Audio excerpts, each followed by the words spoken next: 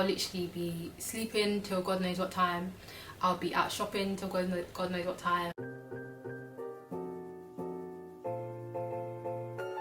Hi guys, welcome back to my channel, Young Black Social Worker, where I talk about all things social work, all things social work related, the good, the bad and the ugly.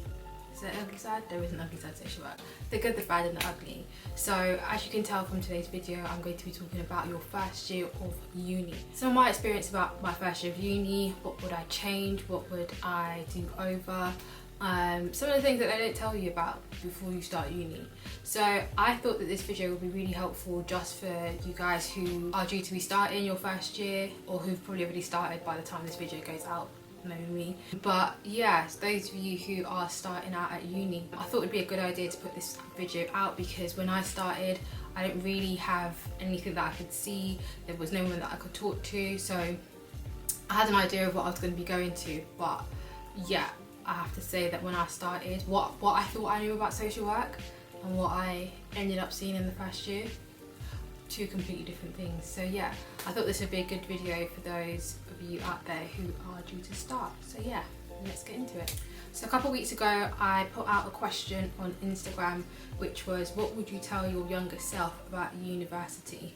And a lot of you put some comments in there about what you would tell your younger self, so I thought it would be a good idea just to start off the video with some of those before I then roll into some of the things that I would tell my younger self.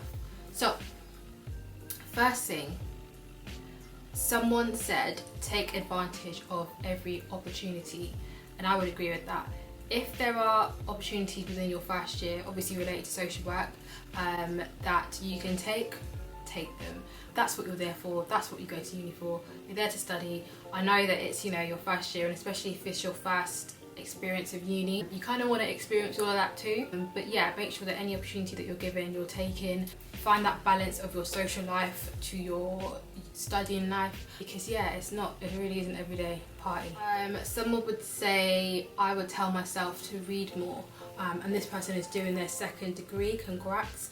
And that is advice that they're currently taking themselves. Read more, make sure that you're reading in your first year of uni. I put out a post on Instagram again a couple of weeks ago where I asked people to drop their recommended books. So if you have a chance, please go and check that post. I'll put it somewhere on the screen so that you can see which post it is. And also if you have any suggestions for books, then please make sure you drop them in the comment section also.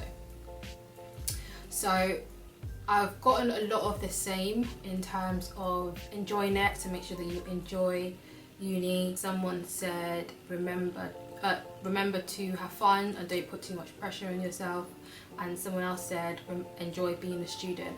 And again, I would echo all of those points, because before you know it, you are in the real world where you are studying and you're practicing social work, and some of the allowances or some of the graces that you were given as a student you won't necessarily get, because obviously the expectations are a lot higher. So yeah, when you go into your first year, go into it with realistic expectations, but also go into it with, you know, being quite open-minded to what the year is going to bring. Don't put too much pressure on yourself. Sorry, where's my voice going?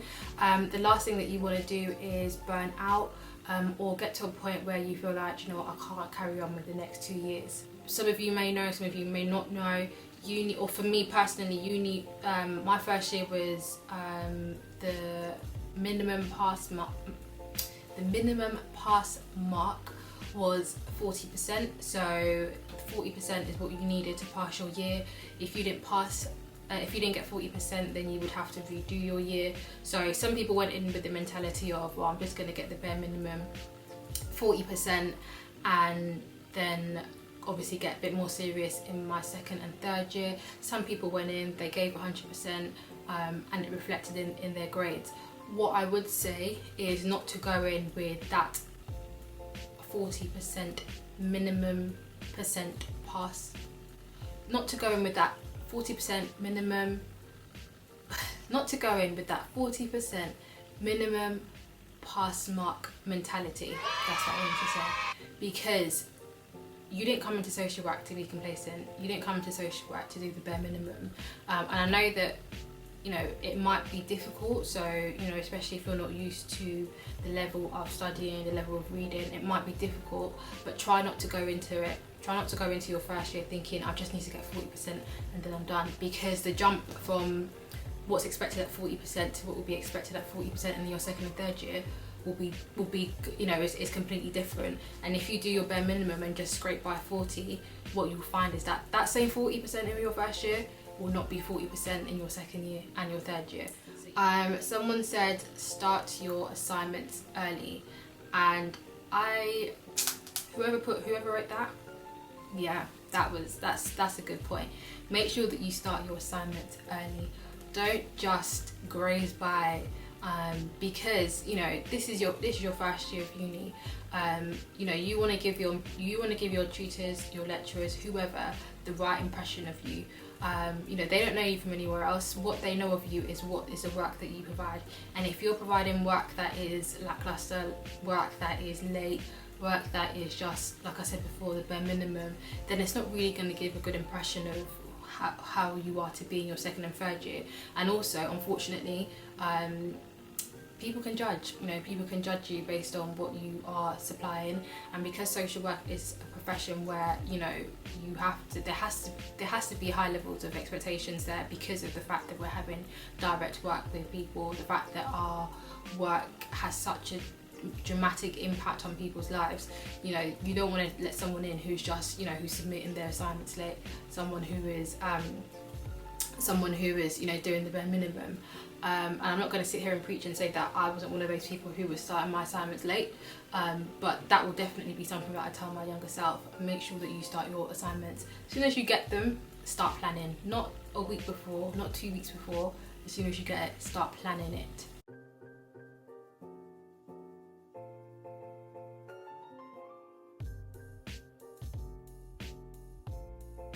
Someone says take your driving lessons seriously. So my guess around that would be because in the social work profession, it would be desired if you had a car. And the reason why is because of the fact that, you know, if you have to get to visits, if you have to carry service users in your car, carry service users, and it's a lot more convenient if you have a car. I wouldn't say that it's the end of the world if you don't have a car. However, it is preferred, and for me, I wanted to have a car just for that level, for that sake of convenience. And when it comes to your placements in your second and your third year, you have a bit more variety available if you have a car. That's not to say that there won't be placements available if you don't drive, but yeah, there might be. You might find that there's a bit more if you drive. So yeah, take your driving lesson seriously. But someone said study to understand and not to pass, and that links in quite perfectly with what I said about the 40% mentality, in that if you are studying to pass, the quality of the work wouldn't be as great as if you studied to understand. And I know that can be quite difficult in your first year, especially when you haven't done social work before, or you come in, you think it's one thing and it ends up being another thing. But I would really echo about the studying to understand, because when you study to pass, yeah, you might have got your 60%, yeah, you might have got your 70% or whatever it is, but at what cost? You actually understand what you're doing. When you get into your second year and you're having to do placements, are you able to apply the learning that you had in your first year into your second year? And it's easier said than done, because I've been there, I've done that, I obviously know what I'm doing now, but I do remember in my first year, and some of the things, and there's not an expectation that everything you're going to understand, because when I got to my third year, or even my first year post qualifying, there's some things that I was like, oh, that's what that meant. But studying to understand is a lot better than studying to pass. Someone said access all the help that you're given, and that is similar to the take advantage of every opportunity statement that someone said. Don't be prideful, don't be stubborn, and don't see it as a bad thing if you're being offered help in your first year. There were some people in my course who, it wasn't until they got to their first year of uni that they realised that they had additional learning needs like dyslexia, or needing extra time, just different learning needs that wasn't actually identified when they were in college or in school. So you know, if someone is recognizing that there's a need there, or that there's a gap there in your learning or in your ability to retain information or how you're processing the information, then don't see it as a criticism. You know, access the help that you're being given. And you know, if you're struggling with things like assignments or reading, you know, go to your tutors, that's what they're there for. Go to your lecturers, that's what they're there for. Go to your peers, you know, there will always be those people within, you know, especially if you go to, especially if you have a mixed level of students, and you might have some students who have been in the social work field. You might have some students who are mature students, so they've studied before or they've been working in the social work profession before. Not everyone is going to be, obviously, you know, it's not going to be everyone's first experience of uni. So yeah, utilise the skills and the learning from your peers as well whilst you're there. And the final one, which actually makes me laugh, is don't get all the loans if you don't really need them. That would definitely be something that I would tell my younger self, because I got myself a maintenance loan, student loan, maintenance grant, and I also had a bursary as well. And 8-9 years later, guess who's paying for it? Yeah. So when I see that £50-60 coming out of my paycheck every month, yeah, it's because your girl went and took out every single loan. Well, student loan, not like other loans, like every student loan that was offered.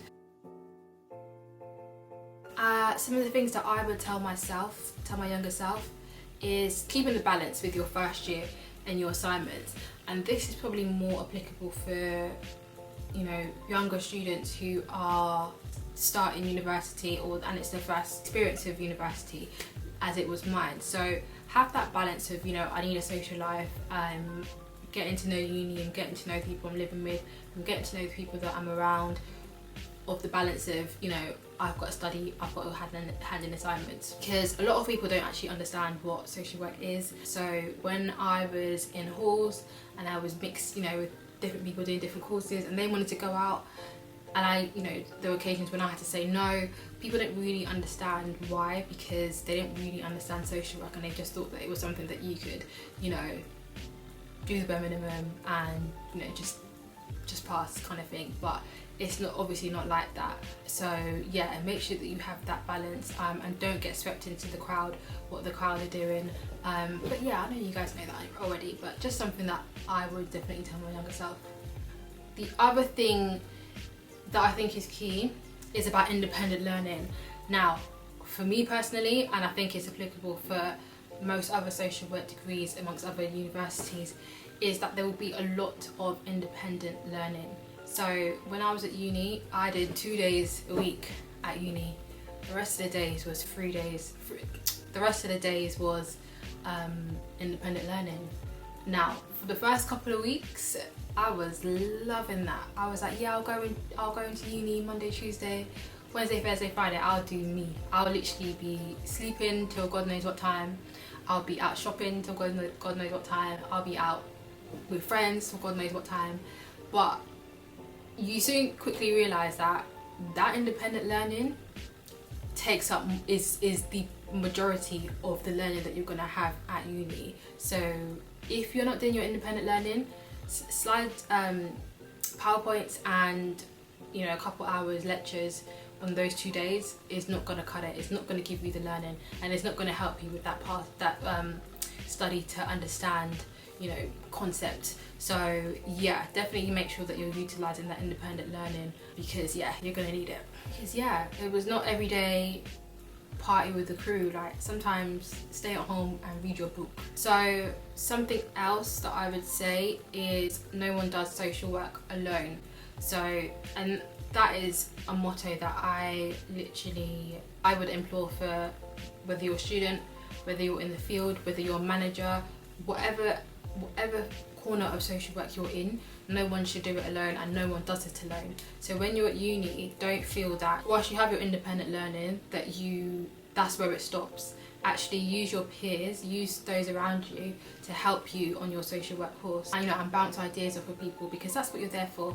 Like I said earlier, people have differing levels of experience. And finally, something else that I would say, sort of linked with the previous point, was group work does not always make the dream work.